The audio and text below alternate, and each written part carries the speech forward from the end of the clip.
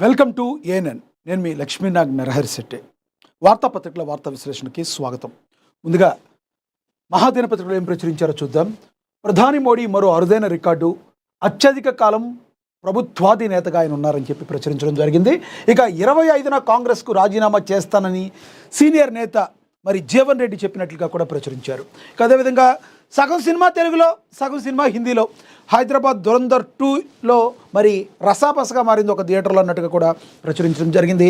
ఇక పశ్చిమాసియా ఉద్రిక్తతల నేపథ్యంలో ప్రధాని మోడీ ఉన్నత స్థాయి సమీక్ష, సామాన్యులకు ఇబ్బందులు లేకుండా చర్యలు చేపట్టారని కూడా ప్రచురించారు. ఇక అదేవిధంగా సిద్దిపేట నుండి గెలిచిన వారికి మినిస్టర్, కాంగ్రెస్ నేతలకు రేవంత్ రెడ్డి బంపర్ ఆఫర్ ఇచ్చారని కూడా ప్రచురించడం అయితే జరిగింది.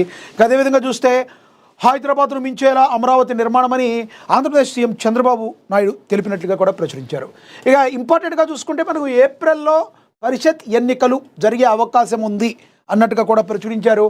ఇక ఏప్రిల్ 10 తర్వాత నిర్వహించే అవకాశం నెలాఖరుతో ముగియనున్న అసెంబ్లీ, ఏప్రిల్ 4తో 10 పరీక్షలు పూర్తి, ఏప్రిల్ 9తో 3 రాష్ట్రాల ఎన్నికలు పూర్తి, మే 11 నుండి జనగణన, ఈ మధ్యలోనే పూర్తి కానున్న ఎన్నికలు, రైతు భరోసా విడుదల చేసే అవకాశం ఉందని ముఖ్యమంత్రి యనమల రేవంత్ రెడ్డి అయితే తెలియజేయడం జరిగింది. రాష్ట్రంలో పరిషత్ ఎన్నికల నిర్వహణకు ప్రభుత్వం వ్యూహరచన చేస్తుంది. ఆదివారం సిద్దిపేట వేదికగా రైతు భరోసా విడుదల చేసిన ముఖ్యమంత్రి రేవంత్ రెడ్డి 45 రోజుల్లోగా రైతులందరికీ భరోసా పడుతుందని ప్రకటించారు. తొలి విడతగా ఎకరం లోపు భూమి ఉన్న రైతుల ఖాతాల్లో సోమవారం 3,600 కోట్లు జమ కానున్నాయి. ఈ ప్రక్రియ ప్రారంభం కావడంతో క్షేత్రస్థాయిలో రైతుల్లో ఎంతో ఉత్సాహం నెలకొంది.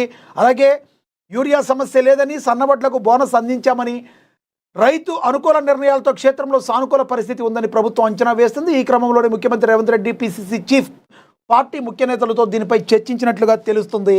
ఈ నెలాఖరుతో అసెంబ్లీ బడ్జెట్ సమావేశాలు ముగియనుండగా ఏప్రిల్ 4తో 10 పరీక్షలు ముగియనున్నాయి. కాంగ్రెస్ పార్టీకి సంబంధించి కీలకమైన కేరళ, పుదుచ్చేరి ఎన్నికలు ఏప్రిల్ 9నే ముగియనున్నాయి. ముఖ్య నేతలు ప్రచారానికి వెళ్ళినా ఆలోగానే పూర్తి చేయనున్నారు. పరీక్షలు, అసెంబ్లీ కీలక ఎన్నికలు పూర్తి అవుతూ ఉండడంతో జనగణన ప్రారంభానికి ముందే పరిషత్ ఎన్నికలు పూర్తి చేయాలని సీఎం భావిస్తున్నట్లుగా ప్రచారం అయితే జరుగుతుంది అని చెప్పి ప్రచురించారు. ఒకసారి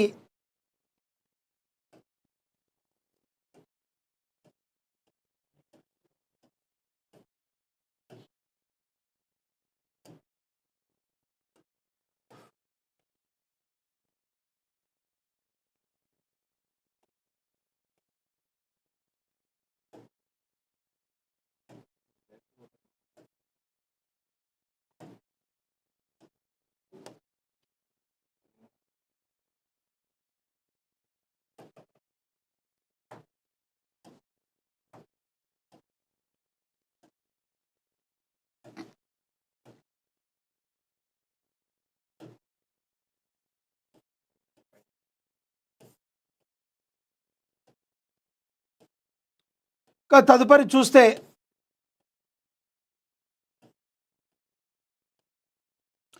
గ్రామ పంచాయతీ, మున్సిపల్ ఎన్నికల్లో మెజార్టీ స్థానాలను హస్తగతం చేసుకునే సత్తా చాటిన అధికార కాంగ్రెస్ పార్టీ ఇదే అదునుగా మండల, జిల్లా పరిషత్ ఎన్నికలను కూడా పూర్తి చేసి రాజకీయంగా ప్రయోజనం పొందాలని డిసైడ్ అయింది.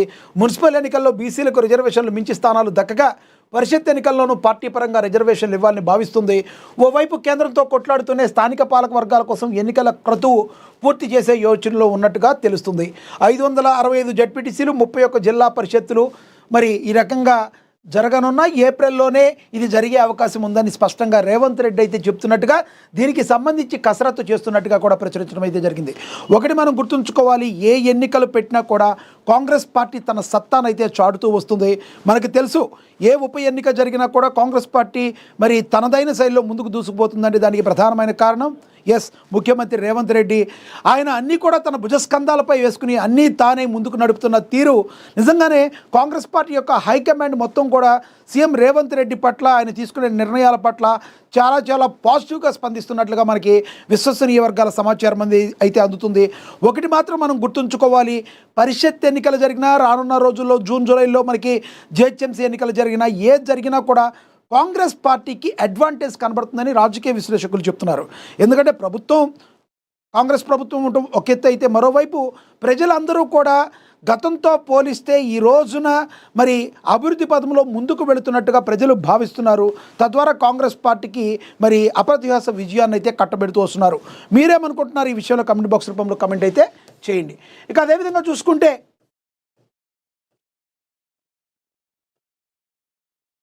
పశ్చిమాసియాల ఉద్రిక్తతల నేపథ్యంలో మరి ప్రధాని మోడీ ఉన్నత స్థాయి సమీక్షా సమావేశం నిర్వహించారు.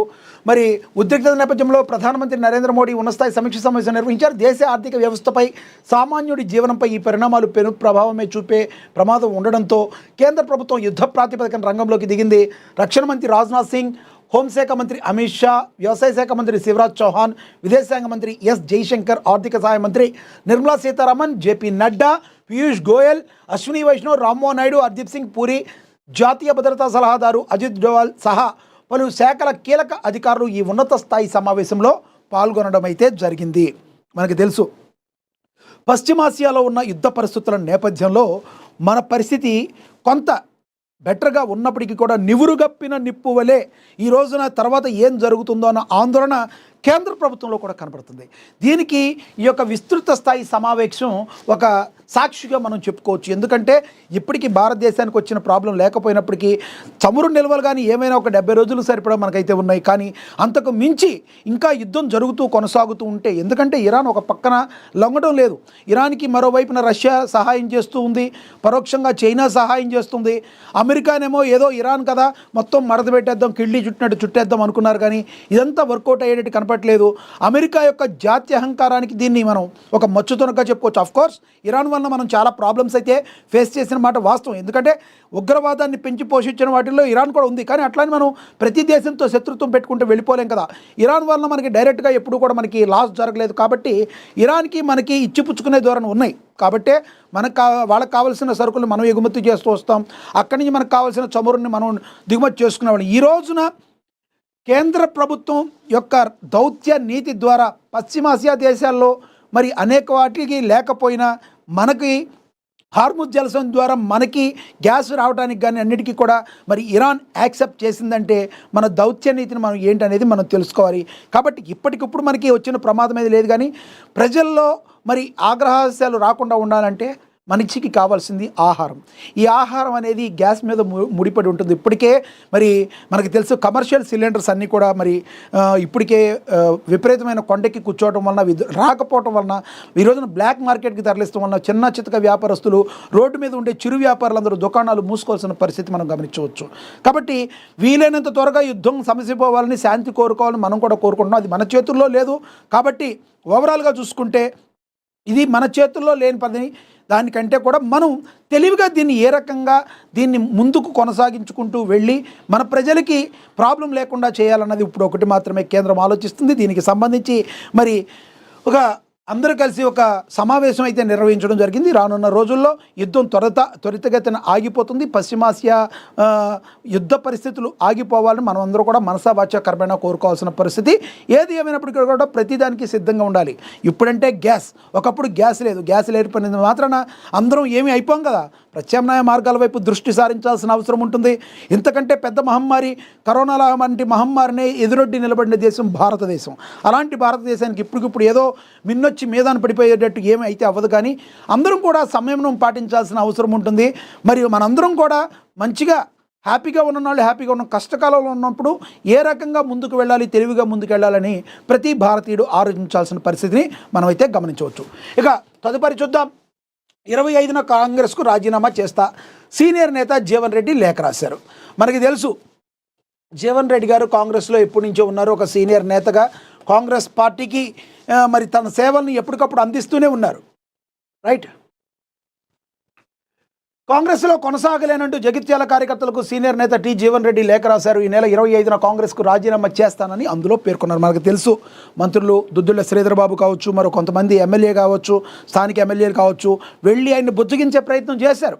ఆ రోజున మాట్లాడినప్పుడు కూడా ఒక సీనియర్ నేతని, ఆయనకి న్యాయం జరగకపోతే మేము మరి ఒక సీనియర్ని బాధ పెట్టే పరిస్థితి మాకు లేదు, మేము హైకమాండ్కి తెలియజేస్తాం, సీఎం రేవంత్ రెడ్డి గారికి తెలియజేస్తామని చెప్పి మరి ఏదో కన్నీళ్లు తుడిచే ప్రయత్నం అనుకోవాలా, బుజ్జగించే ప్రయత్నం అనుకోవాలా చేశారు. కానీ దాంతో ఆయన సాటిస్ఫై అయినట్టుగా కనబడతలేదు. ఎందుకంటే గతంలో ఎవరైతే తను చైర్మన్గా చెప్పారో, కనీసం చైర్మన్ కూడా నా మాట లెక్కలేకపోతే నేను ఈ పార్టీలో ఉండి ఉపయోగం ఏంటనుకున్నా. కానీ ఒకటి, హస్తం పార్టీ నుంచి జీవన్ రెడ్డి వెళ్ళిపోవడం అనేది దాదాపు ఖరారైపోయింది అన్నంతగా ప్రచారం అయితే జరుగుతుంది. దానికి కొనసాగింపుగా ఆయన డైరెక్ట్గా ఆయన చెప్పడాన్ని మనం చూడొచ్చు. కానీ ఒకటి, రాజకీయాల్లో 2 రెళ్ళు 4 ఎప్పుడు కాదు కాబట్టి ఏమైనా జరగచ్చు. లాస్ట్ మినిట్లో మళ్ళీ జీవన్ రెడ్డి గారు అబ్బెబ్బెబ్బే అట్ట ఏమి లేదు, ఇదంతా టీ కప్లో తుఫాన్ అని చెప్పినా మనం ఆశ్చర్యపోవసరం లేదు.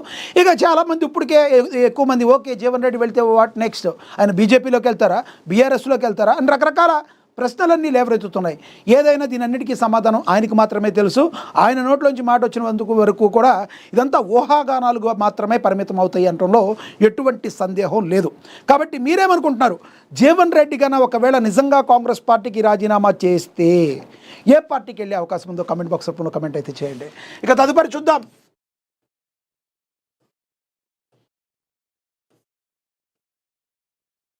నగరంలో సగం సినిమా తెలుగులో, సగం సినిమా హిందీలో హైదరాబాద్ నగరంలో దురంధర్ 2 రసాబసగా మారిందని కూడా ప్రచురించడం అయితే జరిగింది.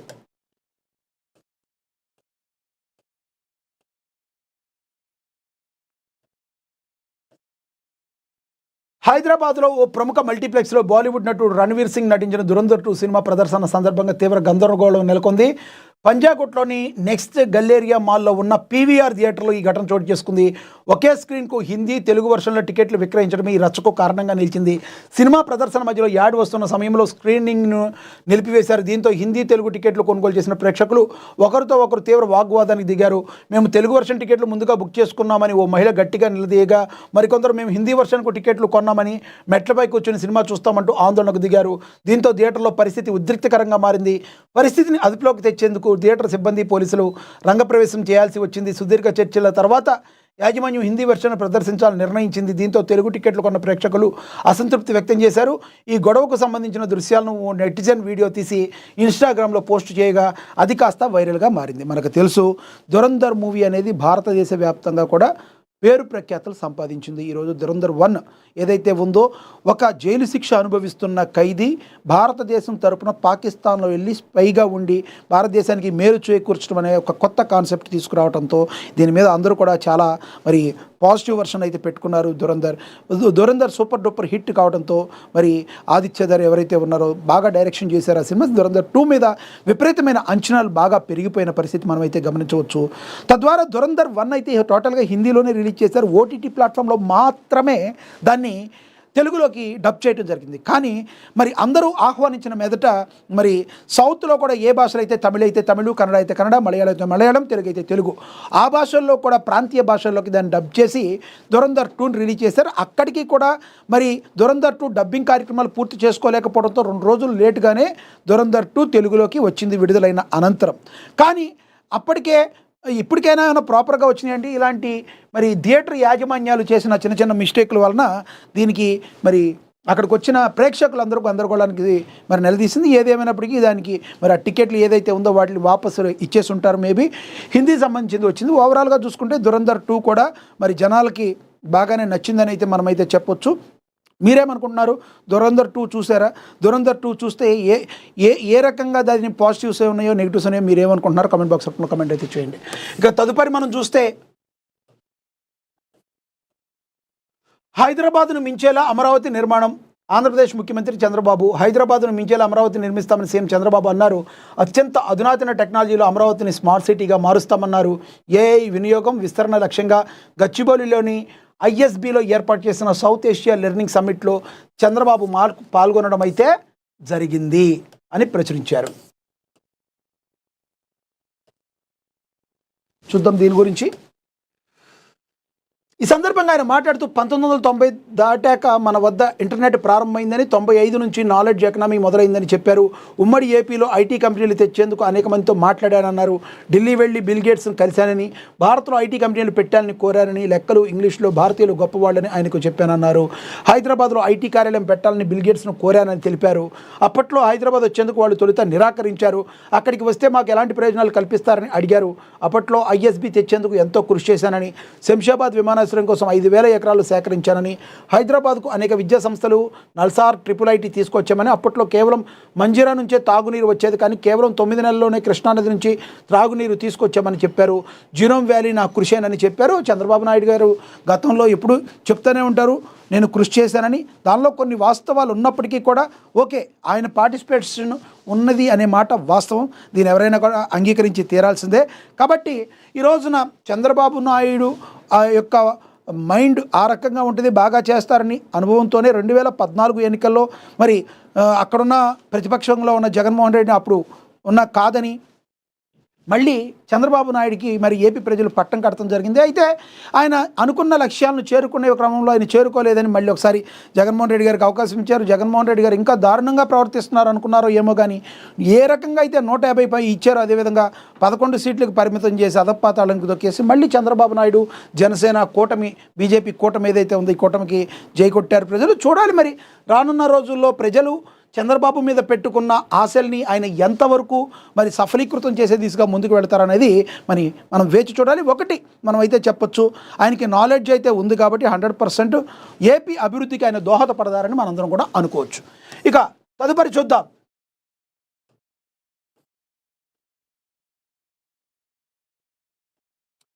Real life James Bond Ajit Doval ప్రపంచాన్ని విస్మయం పరిచిన భారత గూఢచారి అని చెప్పి. గూఢచారం అంటే కులం కేవలం తుపాకులు పట్టుకుని శత్రువులను కాల్చేయడం కాదు. కనురెప్పపాటు ఏమరపాటు జరిగినా, నోటి నుంచి పొరపాటున ఏ ఒక్క మాట జారినా మరుసటి క్షణం ప్రాణాలు గాలిలో కలిసిపోయింది. అత్యంత ప్రమాదకరమైన మృత్యు క్రీడ. శత్రువుల గుండెల్లో ఉంటూనే వాళ్ళ రక్తనాళాల్లో ప్రవహించే ప్రతి ఆలోచనను పసిగట్టి కలిగిన నాడి వ్యవస్థే నిజమైన గూఢాచారి. సరిగ్గా ఇలాంటి ఒక నెత్తురు చుక్క కూడా చిందించని సంచలన యుద్ధాన్ని పాకిస్తాన్ గడ్డపై 7 ఏళ్ల పాటు ఒంటరిగా పోరాడిన ఒక అదృశ్య యోధుడి కథ ఇదిని. ఆయనే నేటి భారత జాతీయ భద్రతా సలహాదారు అపరచాణిక్యుడు అజిత్ దోవల్.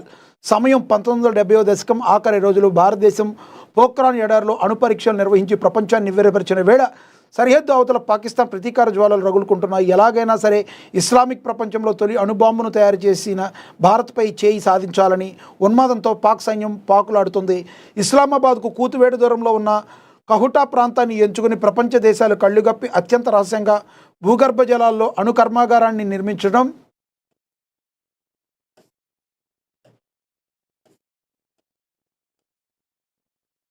మొదలుపెట్టింది. ఆ కర్మాగారం చుట్టూ భద్రత ఎలా ఉందంటే అణువంత అనుమానం వచ్చినా 100 కొద్ది తోటాలు శరీరంలోకి దిగుపడిపోయేంత పకడ్బందీ వ్యవస్థను ఏర్పాటు చేశారు. ఈ కుట్రను పసిగట్టిన న్యూఢిల్లీకి కహుటా లోకంలో ఏం జరుగుతుందో తెలుసుకోవడం ప్రాణ సంకటంగా మారింది. ఈ సమయంలో భారత్ ఇంటెలిజెన్స్ బ్యూరో కళ్ళు ఒక చురుకైన యువ అధికారి మీద పడ్డాయి. అతనే ఈ మృత్యు శాసనాన్ని జయించగలడని నమ్మి పాకిస్తాన్లోకి పంపింది. సరిహద్దులు దాటి పాకిస్తాన్లోకి అడుగుపెట్టిన ఆ యువ అధికారి తన గుర్తింపును పూర్తిగా చెరిపేశాడు. తన మతాన్ని, తన భాషను, తన వేషధారణను సమూలంగా మార్చేసుకున్నాడు. పక్కా ఉర్దూ యాసలో మాట్లాడుతూ స్థానికుల్లో ఒకటిగా కలిసిపోయాడు. ఇస్లామాబాద్, లాహోర్ వీధుల్లో చిరిగిన బట్టలతో, మాసిన గడ్డంతో దయనీయమైన స్థితిలో ఉన్న ఒక అభాగ్యుడిగా తిరుగుతూ శత్రుదేశపు నాడిని పట్టుకున్నాడు. తన చుట్టూ పాకిస్తాన్ నిఘా సంస్థల కళ్ళు అడుగడుగునా కాపలా ఉన్న ఆ చివరి చిరిగిన బట్టల వెనుక ఉన్నది భారతమాత ముద్దు బిడ్డ అని ఏ ఒక్కరికి అనుమానం రానివ్వకుండా 7 ఏళ్ల పాటు నటించిన తీరు బహుశా హాలీవుడ్ థ్రిల్లర్ సినిమాకు కూడా అందదు. ఈ అజ్ఞాతవాసంలో ఒకరోజు ఆయన ఎదుర్కొన్న ప్రాణగండం అంతా ఇంత కాదు. లాహోర్లోని దాతా దర్బార్ ప్రాంతంలో ఆయన వెళుతుండగా ఒక మూలన కూర్చున్న తెల్లటి గడ్డం ఉన్న వృద్ధుడు ఆయన నిశితంగా గమనించాడు. దోవెల్ చెవులకు ఉన్న చిన్న కుట్లు, రంధ్రాలు చూసిన ఆ వృద్ధుడు, "నువ్వు ముస్లింవి కావు, హిందువు కదా" అని ఒకే ఒక్క మాటతో గర్జించాడు. ఆ ఒక్క క్షణం దోవల గుండె ఆగిపోయినంత పనైంది. ఏమాత్రం తొట్రపాటు పడినా అక్కడికక్కడే ప్రాణాలు పోతాయి. కానీ ఆ అపర చాణక్యుడు ఏమాత్రం బెదరలేదు. తన బుద్ధి బలాన్ని పదును పెట్టి తాను పుట్టుకతో హిందువునైనా తర్వాత మతం మార్చుకున్నానని అత్యంత నమ్మశక్యంగా బదిలిచ్చాడు. ఆ క్షణంలో తనను తాను కాపాడుకోవడమే కాదు, ఏకంగా ఆ వృద్ధుడితోనే స్నేహం చేసి పాక్ వీధుల్లో మరింత సురక్షితంగా తిరిగేలా పావులు కదిపారు. మరి మనకు తెలుసు, ఇన్ని స్పై సినిమాలు వస్తున్నాయి అంటే ఇలాంటి ఆయన దగ్గర నుంచి స్ఫూర్తిగా తీసుకున్న, ప్రేరణతో తీసుకున్న కథల్లో నుంచే వస్తుంది. భారతదేశం సుభిక్షంగా ఉండాలి అంటే మనం ఎంత మంచిగా ఉన్న శత్రువు ఏం చేస్తున్నాడు అనేది కూడా తెలుసుకోవాలంటే మరి అది కంపల్సరీ గూఢచారి వర్గం అనేది చాలా, ఇంటెలిజెన్స్ విభాగం అనేది కూడా చాలా ఎంత ఇంపార్టెంటో మనందరికీ తెలుసు. కాబట్టి అజిత్ దోవల్ యొక్క యువకుడు అయినప్పటి దగ్గర నుంచి ఆయన ప్రాణాలను భారత మాత కోసం అర్పించడానికి ఏ రకంగా కష్టపడ్డారనే దాని గురించి ఈయన గురించి ఆర్టికల్ రాయటం అయితే జరిగింది. ఇక కేడర్లో కొత్త జోష్. పిసిసి అధ్యక్షుడిగా జిల్లా పర్యాటకులకు శ్రీకారం. గ్రామస్థాయి నుంచి పార్టీ పట్టివేత, భవిష్యత్ ఎన్నికల దిశగా పిసిసి వ్యూహం. ప్రభుత్వ పథకాలే అస్త్రంగా మహేష్ కుమార్ గౌడ్. జిల్లాల బాట, జిల్లాకు సమీక్ష, సమస్యల పరిష్కారమే అజెండాగా కార్యాచరణను కూడా ప్రచురించడం అయితే జరిగింది. ఇక కల్తీపాల మృత్యుఘోష. ఆంధ్రప్రదేశ్లో తూర్పుగోదావరి జిల్లా కల్తీపాలు సృష్టించిన మృత్యుఘోష దడపుట్టిస్తుంది. స్థానికంగా తీవ్ర కలకలం రేపుతుంది. ఈ కల్తీపాల వ్యవహారంలో మృతుల సంఖ్య తాజాగా 16కు చేరినట్టుగా తెలుస్తుంది. మనకు తెలుసు ఈ రోజుల్లో అన్నీ కూడా కల్తీమయంగా మారిపోయాయి. ఇలాంటి కల్తీ బాటిల నుంచి బయటపడాలి అంటే మనం కంపల్సరిగా అందరూ కూడా ఒకటి గుర్తుంచుకోవాలి, మనం ఎటువంటివి తీసుకుంటున్నాం అనే దాన్ని గుర్తుంచుకోవాలి. ఏదైతే మీరు కల్తీ అని తెలిసినా కూడా వాటినే కొనటం లేదంటే స్టార్ట్ చేస్తే వాళ్ళు ఇంకా మరింతగా రెచ్చిపోయే అవకాశం కూడా కనబడుతుంది. సంబంధిత అధికారులు ఎవరైతే ఉన్నారో ఫుడ్ సేఫ్టీ అధికారులు అసలు ఏవి కల్తీ జరిగేటట్టు ఉన్నాయి వాటి మీద ఎప్పటికప్పుడు కూడా మరి ఒక డేగ కన్ను వేసి ఉండాల్సిన అవసరం ఎంతో స్పష్టంగా కనబడుతుంది. ఇవన్నీ మరి ఎంత ఉన్నప్పటికీ కూడా రాజమహేంద్రవరంలో లాలాచెరువు ప్రాంతంలో సరఫరా అయిన పాలు తాగిన వినియోగదారులు తీవ్ర అనారోగ్యానికి గురయ్యారు. బాధితులు వాంతులు, కడుపు నొప్పి మాత్రం నిలిచిపోవడం, మరి తీవ్రమైన మూత్రపిండాల వైఫల్యం, మరి ఇవన్నీ కూడా కనబడ్డాయి. అయితే ప్రభుత్వం అయితే ఒకటి చెప్పింది, ఈ కల్తీ పాలకు సంబంధించి ఎవరైతే చేశారో వీళ్ళందరి మీద సీరియస్గా యాక్షన్ తీసుకోవాలనుకున్నారు. కానీ యాక్షన్ తీసుకోవడం వలన పోయిన ప్రాణాలు అయితే తిరిగి అయితే రావు. ఇది ఎప్పుడైతే ఒక మనకి సమస్య వచ్చిందో ఆ సమస్యని అక్కడితో ఆపేసి గొల్లుమని 4 రోజులు మాట్లాడి తర్వాత మరి మర్చిపోతాము. ఇదే కదా అసలు ప్రాబ్లం, అసలు సమస్య. నిజంగానే అధికారులు, సంబంధిత అధికారులు కానీ మరి వీళ్ళందరూ కూడా కల్తీ గురించి రూపుమాపాలి అనుకుంటే ఇది నిరంతర ప్రక్రియగా ఈ దాడులని ఉండాలని ప్రజలందరూ కూడా కోరుకుంటున్నారు. ఈ కల్తీపాల వ్యవహారం ఎక్కడితో ఆగిపోద్ది అనుకుంటున్నారా, మరి ఎక్కడైనా కంటిన్యూ అవుద్ది అనుకుంటున్నారా? కింద కమెంట్ బాక్స్లో కమెంట్ అయితే చేయండి.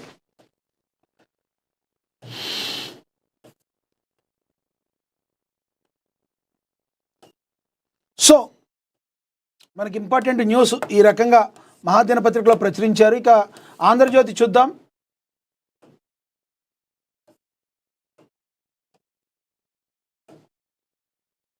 సో ఈరోజు మనం ఇంపార్టెంట్ న్యూస్ ఏవైతే ఉన్నాయో వాటిని విశ్లేషించే ప్రయత్నం అయితే చేశాం. కాబట్టి నిరంతరం కూడా వార్తాపత్రికల వార్తా విశ్లేషణ ఎప్పుడు జరుగుతూనే ఉంటుంది. అదేవిధంగా మనకు తెలుసు మరి వాస్తవాలను ఎప్పుడు కూడా ప్రచురిస్తూ ప్రజలకి అదేవిధంగా మరి ప్రభుత్వానికి వారధిగా ఉంటూ నిష్పక్షపాతంగా వార్తలను ప్రచురించే ఏకైక దినపత్రిక మహాదినపత్రిక ఇప్పుడే డౌన్లోడ్ చేసుకోండి. ఇది వాటి వార్తాపత్రికల వార్తా విశ్లేషణ. నమస్తే.